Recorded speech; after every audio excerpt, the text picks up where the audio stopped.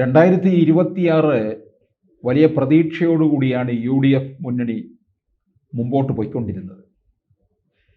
ഇപ്പോൾ ഏതാണ്ട് അത് പഠിക്കൽ കൊണ്ട് കലമിട്ടുടച്ച ഒരു അവസ്ഥയിലെത്തിച്ചിരിക്കുകയാണ്.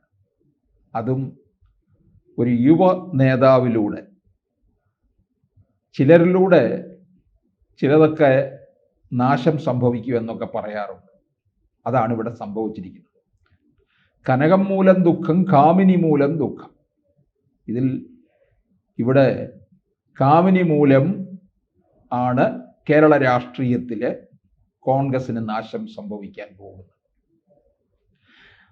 ഒരു തവണയും കൂടി UDFന് അധികാരത്തിൽ വരാൻ കഴിയുന്നില്ല എന്നുണ്ടെങ്കിൽ എന്തായിരിക്കും കേരളത്തിൽ കോൺഗ്രസിൻ്റെ ഭാവി?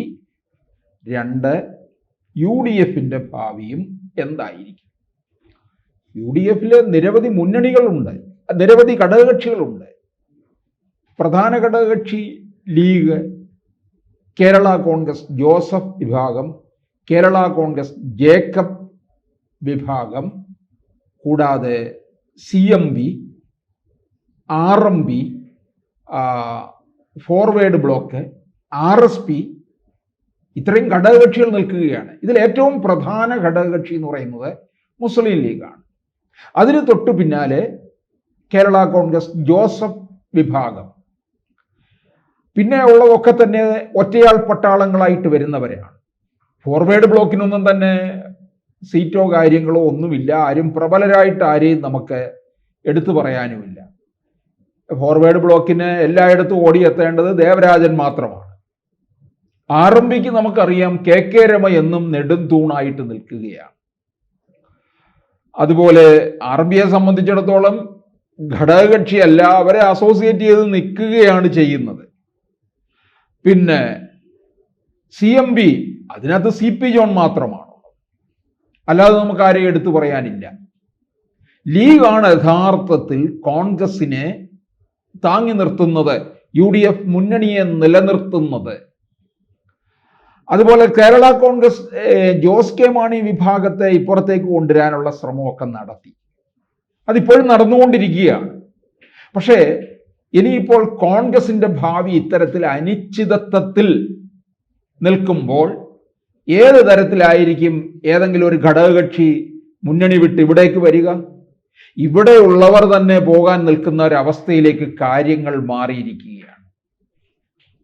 ഈ RSPയെ തന്നെ LDF റാഞ്ചാനായിട്ട് നോട്ടമിട്ടിരിക്കുകയായിരുന്നു. കുറേ നാളുകൾക്ക് മുമ്പ് തന്നെ തുടങ്ങിയതാണ്. ഇനി എനിക്ക് തോന്നുന്നു അത് കൂടുതൽ ശക്തിപ്പെടും. RSPയെ ഇങ്ങോട്ടേക്ക് കൊണ്ടുവരണമെന്നുണ്ടെങ്കിൽ അത് പ്രേമചന്ദ്രനെ LDF ഉൾക്കൊള്ളത്തില്ല, പ്രത്യേകിച്ച് പിണറായി വിജയന്. പ്രേമചന്ദ്രനും അങ്ങോട്ട് ഉൾക്കൊള്ളാൻ കഴിയത്തില്ല പിണറായി വിജയനെയോ CPMനെയോ. മുസ്ലിം ലീഗിനെ സംബന്ധിച്ചിടത്തോളം അവരുടെ വലിയൊരു നിലനിൽപ്പാണ് അതിപ്രധാനമായിട്ടുള്ളത്. അവർക്കിനി ഒരു 3ാം വട്ടം ഭരണമില്ലാതിരിക്കാൻ പറ്റത്തില്ല. ഭരണം കൂടിയേ തീരൂ.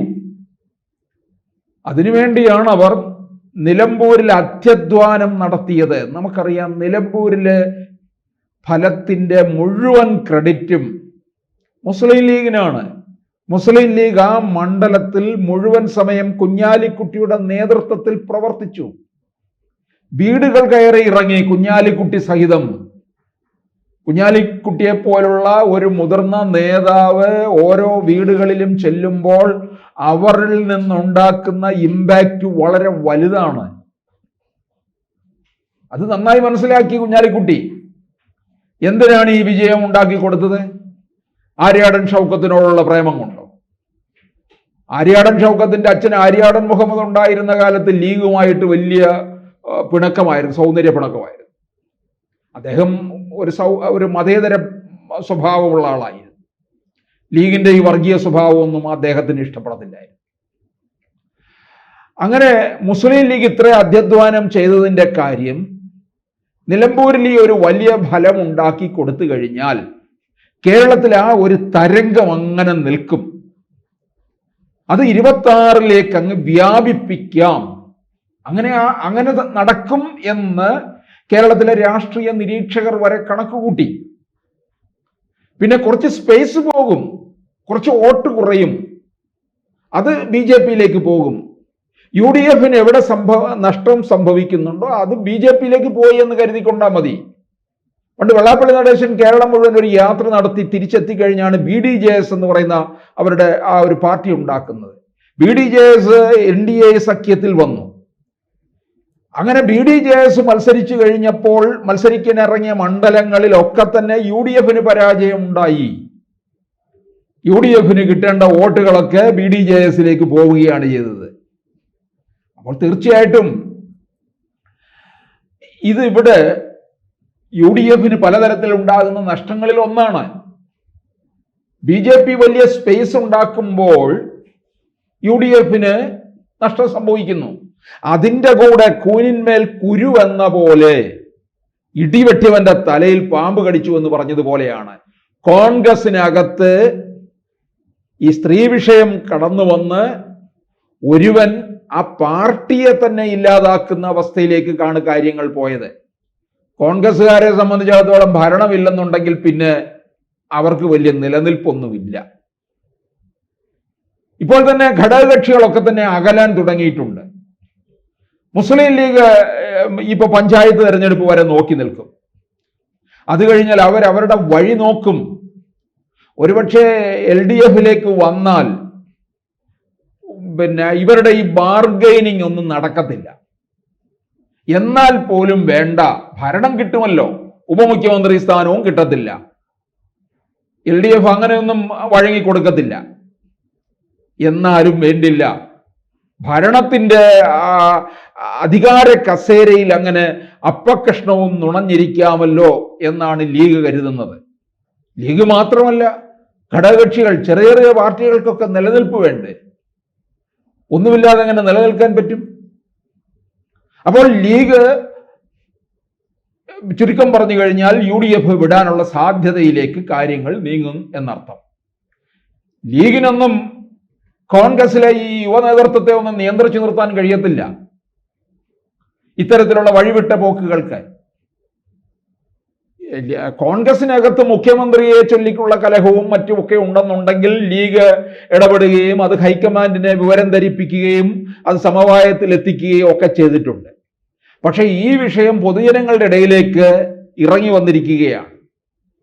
അത് കോൺഗ്രസിന്റെ മേൽ ചെളി വാരി എറിഞ്ഞിട്ടിരിക്കുകയാണ്. അങ്ങനെ ഇട്ടിരിക്കുന്ന കോൺഗ്രസിന് ചെളി വീണിരിക്കുന്ന സ്ഥിതിക്ക് അതങ്ങോട്ട് മായ്ച്ചു കളയാനായിട്ട് പെട്ടെന്ന് സാധിക്കത്തില്ല എന്നുള്ളതാണ്. അത് പിന്നെ UDF-ൽ നിന്ന് മറ്റ് ഘടകകക്ഷികളെ അകറ്റിക്കൊണ്ടുപോവുകയാണ് ചെയ്യുന്നത്. ഇത് പിന്നെ UDF ശിഥിലമാക്കും. ഇപ്പൊ മുസ്ലിം ലീഗ് പോലുള്ള ഒരു ഘടകകക്ഷി പോയി കഴിഞ്ഞാൽ പിന്നെ അവിടെ UDF നിലനിൽപ്പ് തന്നെ അപകടത്തിലാകും എന്നുള്ളത് ഉറപ്പാണ്. അപ്പോൾ തീർച്ചയായിട്ടും അതിന് പിന്നാലെ മറ്റ് ചെറുകിട ഘടകകക്ഷികളും അവരവരുടേതായ വഴികളിലേക്ക് പോകാൻ സാധ്യത കാണുന്നുണ്ട്. അപ്പോൾ എന്തായാലും ഘടകകക്ഷികൾ പുതിയ വഴികൾ തേടുകയാണ്.